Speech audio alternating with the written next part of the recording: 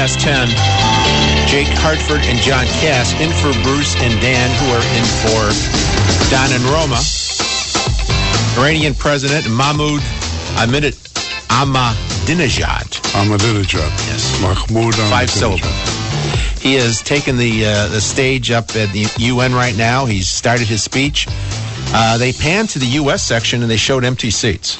So maybe they're running late. And he hasn't taken off his shoe to pound it on the table saying, "We will bury you," but that was somebody else years ago. Yeah, that's classical talk.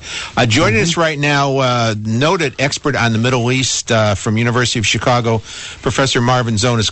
Good morning, Professor. Good morning, gentlemen. Nice to have you here. Thank you very much. You've been around the Middle East for more years than I care to remember. What did you make of the president's speech yesterday, and what was it saying to our allies and non-allies in the region?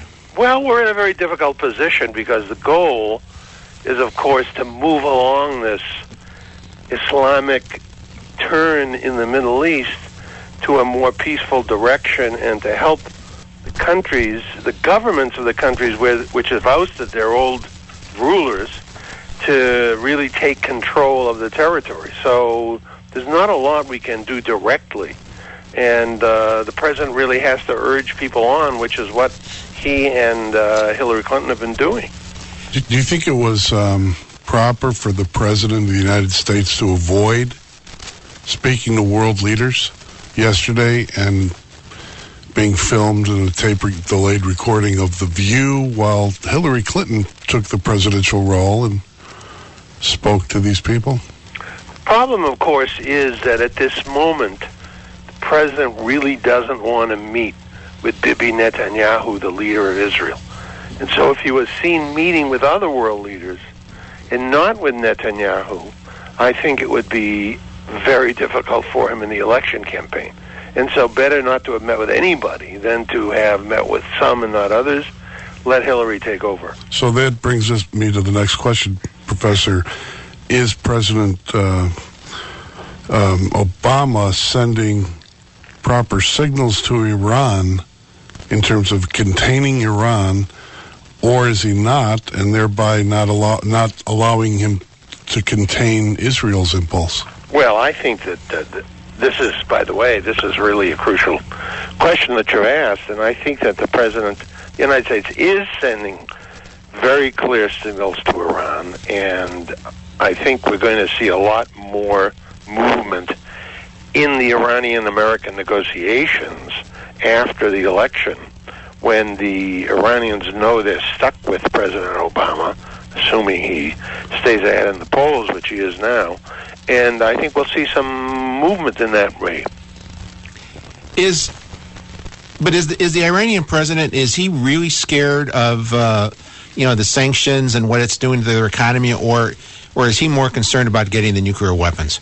No, I think what's really important to say is that the Iranian president is not a very important actor within Iran itself. Excellent. The so-called supreme leader, the guy who succeeded Khomeini as the religious authority, has the power, has sidelined Ahmadinejad, and has going to make sure that he and his followers don't succeed in the next presidential election in Iran, which is in June of 2013. So that it's important to appreciate that Ahmadinejad doesn't really have control of the nuclear issue in Iran. And so this guy's free to talk all he wants, but the reality is, as you've implied, those sanctions have really, really been hurting the Iranian economy, and the Iranians want to figure out a way to get out of it, while at the same time keeping the right to enrich uranium, which is one of their goals. Well, one thing I've perhaps I'm wrong, Professor, correct me, please, if I am. While the sanctions are in place formally, there are deals that Iran is making with Russia, I think with other parts of Asia, Turkey. Are these real sanctions, or are they paper sanctions? Well, the Iranians used to export about 2.5 million barrels of oil a day. They're now exporting about 1 million. So they've lost the revenues from 1.5 million barrels. that's a huge amount of money for the Iranian economy. Remember, this is, by the way, the other thing to remember about Iran is that unlike Saudi Arabia, unlike Qatar, these countries across the Persian Gulf, Iran has a population of about 75 million people. Yes. So it's not a place with huge oil revenues and a tiny populace. This is a place with a lot of people, and they need a lot of money coming out of that oil export. So, yeah, that's one indication of how important the sanctions are. Another indication is that the value of the Iranian currency has been plummeting. There were, at the time of the revolution, that was a long time ago, it was 70 reals to the dollar. They're now something like 25,000. And so only in the last 6 months, the currency has fallen by about 25% because of the sanctions. Now, that's very difficult on the Iranian people, and the economy is really bad. So what do you see Israel? Do you see Israel going on this alone, attacking Iran before, in terms of the timing, November, before November? I mean, if Romney starts doing better in the polls, do you see Israel attacking or holding back? And what are these considerations? How does this work? Well, I think it's very clear to the Israelis that the United States is totally opposed to an Israeli attack, and there are many reasons for that. One of them is, and the Israelis know this, of course, that if the Israelis were to attack, it's the United States which is going to have to pick up the pieces. That is to say, the Israelis can't really do the job on their own, and so we're going to go in after they start. We're going to have to try to prevent Iranian retaliation and eliminate some other targets which the Israelis won't be able to do.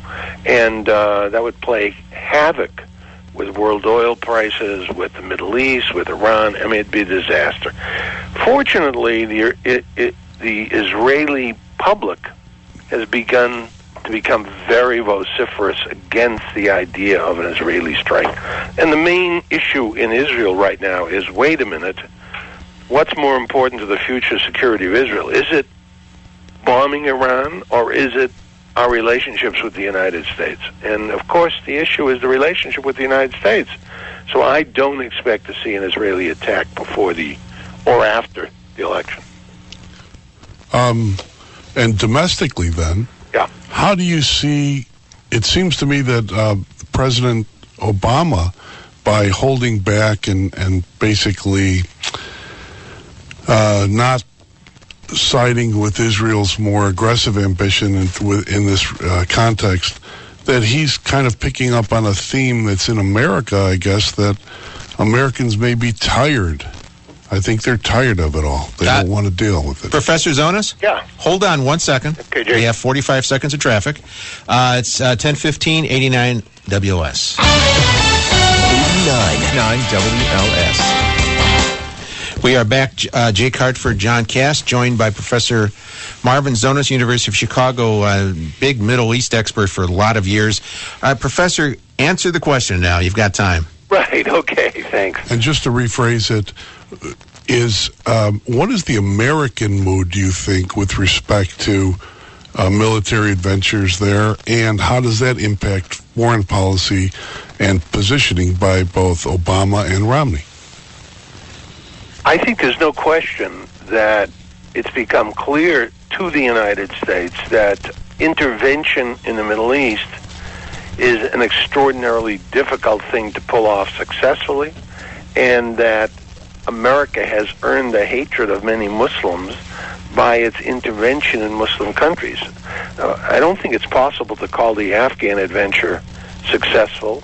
It isn't possible to call the Iraq adventure successful, and we don't need any more of those kinds of interventions in which several thousand Americans are killed and several trillions of dollars are spent. So that's number one. Number two, I think the premise of the question is probably wrong, however, which is, if you look at what's happening in the Middle East, in the Persian Gulf right now, the area right underneath Iran, that is now loaded with American fighter ships, a floating ship which is home to special forces operations. Correct. A massive number of minesweepers, all of those that tell the Iranians that their ability to conduct any kinds of adventures against their neighbors is going to be met with American attacks. So I don't think that it's right to say we're sitting around and hoping that the Iranians will go away or give up their... No, I guess the point was,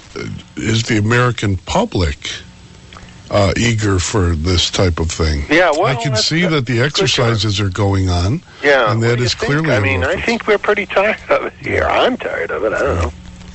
What do you make of what happened in Libya?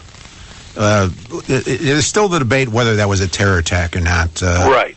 And I certainly don't have any special information that would tell me one way or the other, although it certainly looks that way to me, I have to say. But the way with all the the demonstrations, around all the different countries in the Middle East, is there a pent-up hatred of the U.S. that's just been kind of tamped down for a number of years? Yeah, I think there is, and I think that that's what it is that we are trying to live with. And the hatred is really that the United States had a policy that really emanated from the Cold War. And it had two parts to it. One, keep the Soviets out. Two, keep the oil flowing. And the rest we didn't care about. And so we did go around supporting lots and lots of dictators who we supported because they did what we wanted them to do in that regard.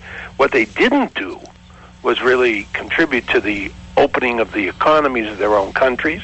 They didn't do anything about stimulating education or market economies, for example. They just had a small group of friends around them who made tons of money, and that's what went wrong. And I think that's only one of the reasons that people in these countries have such hatred for the United States, and we're going to have to live through that. Given that, Professor, on the edge of the Middle East, with all this chaos, the nation of Turkey, a democratic Islamic Republic, is considering how important does Turkey become in this context to the United States? Well, I think, John, that's a really good point. I think that Turkey is in some ways a model for what the United States would like to see happen in the Arab world itself.